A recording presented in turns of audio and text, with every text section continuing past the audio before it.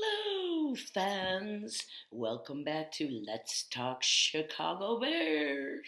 Oh, and Happy New Year. It is 2021, and let's just pray it's a better year. It's got to be, right? And I've got my Mitchell jersey on today. Trubisky. And actually, it's my sister's. I am still in Tennessee, and I am going home tomorrow, so my son can go back to his home when I get back into Vegas, baby, tomorrow.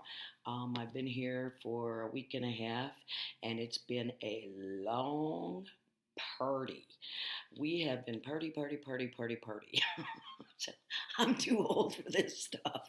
So if my voice starts to go out again, it's because I've been talking for a week and a half straight, and it's just been, I haven't been in bed before midnight any night since I've been here.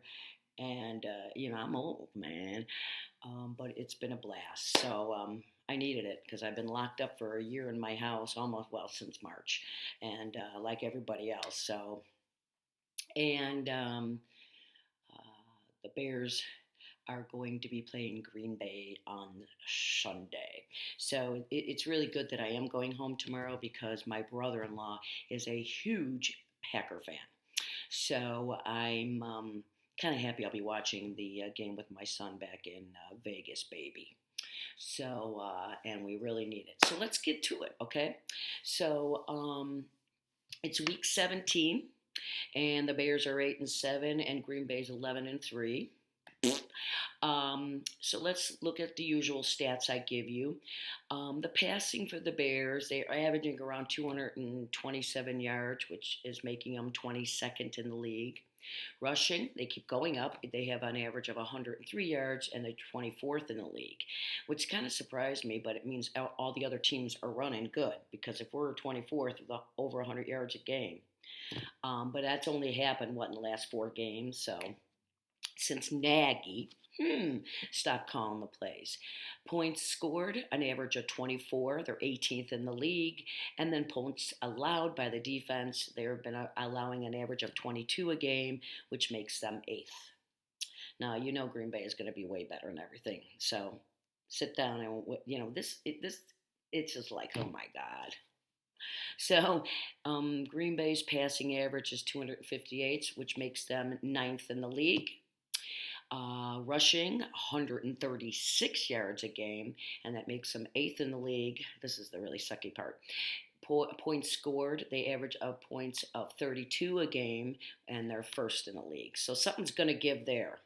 Either we're going to stop him this time, or he's just going to keep on being Aaron Rodgers. So fingers crossed. And then points allowed by their defense, they're an average of 24 a game, and that puts them at 16th. Okay, so let's get down to the quarterbacks. When I was doing these numbers for the show, I just couldn't believe Aaron Rodgers. I mean, as much as I don't like him because he's a Green Bay Packer, because they are rivals and you can't like him, okay? He is really one talented dude because he's not young anymore, so we'll get to that. So Mitchell, now I looked up this stat and I did my own numbers, so to be honest with you, I'm not completely sure of how many games. Maybe somebody I I I written down and figured out he's played 7.5 games this year. On the ESP website, it says 9. So I don't know. So you go with whatever you want. I'm going with 7.5 games for Mitchell this year. This will be his 8th, and he has 13. Excuse me, he has 1,803 yards passing, with 16 touchdowns. Montgomery, our running back, he broke over 1,000 last week, so he has 1,001 yards with 7 touchdowns. And then Allen Robinson, another good game. He has 1,213 yards with 6 touchdowns. And the Bears made a huge mistake by not restructuring his contract before the year, because he still has one more year left, but he wanted to restructure it to be paid what he should. And the Bears said, no, we'll wait till after the season. Well, now they're going to have to pay more. They probably should have done it because they probably could have signed him, but now he's just been one of the bright spots on this team the whole season, let's face it. And then now here comes the crazy numbers. Aaron Rodgers, are you ready for this? This is just a freaking killer. He has 4,059 yards, and he is leading the league with 44 thrown touchdowns. Why can't we have that? I swear. So let's hope he doesn't add much to that 44 total this week. Then we have Aaron Jones, who is their running back. He has 1,062 yards with 8 touchdowns. And then Dante Adams, their wide receiver, has 1,328 yards with 17 touchdowns. So, I mean, they're good. There's just no doubt about it. And a lot of those touchdowns of those 44 came the last time we played, and those yards too. So the defense is going to have to really step up the game. And one thing to remember, Hicks did not play the last game when we were in Green Bay and we played them. And he's good at stopping the run. When he's in there, the Bears seem to stop the run so much better. So he's playing, as far as I know, as of today. But this is Friday, right? Yes, I don't even know what damn date it is. I swear to God. I only know that it's January 1st because we whooped it up last night, and at midnight we celebrated the New Year. So, but with Hickson, that should really help, and we'll see when we'll talk a little bit more about that. But I've got a few backstories that I like to add for the game. The Bears in Green Bay started playing in 1921, but the Bears then were called the Chicago Stanleys. Do you remember? They were not the Chicago Bears all along. They were the Chicago Stanleys, and then in 1922 the Bears became the Chicago Bears. The Bears in Green Bay, have played 201 times, including 2 playoff games. Of course, Green Bay's leading now. They're leading. They have 100 wins. The Bears have 95, and there was 6 ties. They are the 2 oldest teams in the NFL, and there's only one season that they did not play, and that was in 1982 when the players strike was happening. Some of you young people might not even have been born in 82, and yet we had a player strike, and they did play some football that year, but it was not with the NFL players. It was with, people from the Canadian League or guys that didn't make teams. And we called them the Care Bears. Instead of the Chicago Bears, it was the Care Bears. You should look that up. It's pretty funny. The Bears and Green Bay have rivalry was credited with the first time a player was ever ejected from a game, and that was 1924. And both players they were fighting, so players from the Bears and Green Bay were ejected from the game, and that was 1924. I thought that was kind of funny. So it was the first time it had ever happened. And of course, it's the Bears and Packers. So, that's fitting, right? And then here's the story of how the quarterback Falk Jacket got started. It actually got started because of what happened to our quarterback on November 23rd, 1986, the year after we won the Super Bowl. The Bears were playing Green Bay, and they had this one real dirty player on defense for Green Bay. His name was Charles Martin, and after the play was over, Jim McMahon was watching the runner run the ball. He threw it and he caught it, and he was just watching, and Charles Martin came over and slammed him down upside down and slammed him on his shoulder, and then he punctured his lung with his ribs. So that ended his season. And then it also started, after that, all quarterbacks started wearing flak jackets. So that originated with the Green Bay and Bears rivalry. And it was McMahon, and he was out for the year, as I said. It was a really dirty hit. And their coach at the time, I remember, was Forrest Gregg, and he was a dirty player too. And he was like, and they said that Martin had like on his towel, you know how they have those towels hanging, a lot of the players on their pants there. He said he had a hit list on it of Bears he wanted to try to get knocked out of the game, and McMahon was one of it. It worked because he never played again that year.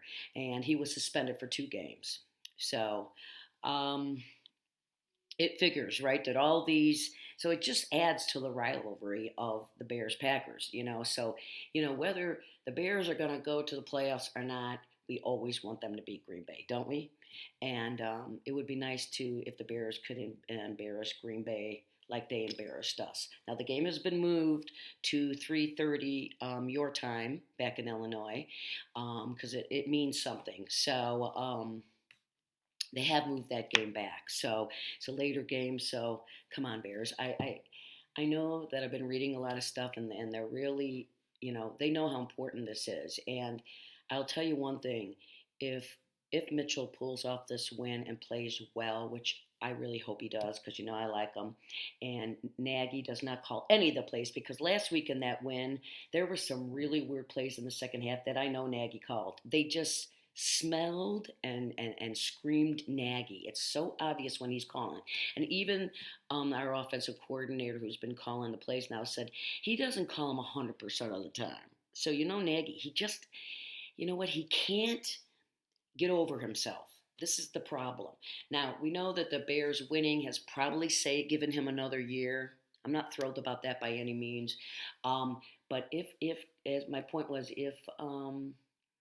Mitchell, if Mitchell does well and we get a win and we go to the playoffs, well, if we beat Green Bay, we go to the playoffs. If the Rams beat the Arizona Cardinals, we go to the playoffs. So there, we'll see. But Mitchell, the Bears did not pick up his option. We know that. So if he does pull this off and plays well, there's going to be other teams coming after him, and the Bears are going to lose him because if he does stay, they're going to have to pay for him now.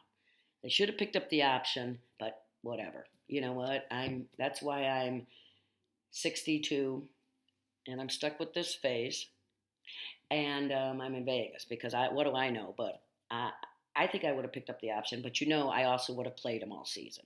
I would have sat him for the other second half of the Atlanta game just to get it in his head to realize that what, you got to buckle down and be what you can be. But we also know Nagy was not calling the right plays either. Now they're letting Mitchell be Mitchell, which I've been saying all year has been the problem. I started saying that to my son last year in 19. Nagy's making him, and you know it. I hate to repeat myself, but he's making him be somebody he's not. So it'll be interesting. So I'm excited. I want him to win. I always want the Bears to win. And but if we do, we go to the playoffs. I just don't want to be one and done. I hate one and done. It's more of a disappointment almost to be one and done than not to go to the playoffs. You know what I mean? So I don't know. But we've pretty much screwed up our draft picks, so probably won't be able to get the quarterback I want, Zach Wilson from BYU. But we'll see, right? So actually, I'm kind of impressed that I got this show off the ground. But the show must go on, hangover or not. And I look pretty good considering I was in bed at 3 a.m. last night. And then I had to get up at 7 a.m. to check in on my flight back to Vegas, baby. And then I kind of went back to sleep. So, I haven't really had a lot of sleep, and it pretty much shows. I'm looking at myself in this thing going, open your eyes. I need some toothpicks. So listen, everybody, let's start out the year right. Let's get a win on Sunday so I can talk to you on Monday, and we'll be like, yeah. I'm looking forward to it. And as always, let's stick together, love one another, and take care of each other because it's 2021, but we're still in this together, and it ain't going anywhere soon, right? So, as always, thank you for watching, and keep on rocking and rolling from Nashville, Tennessee, baby. Bye-bye.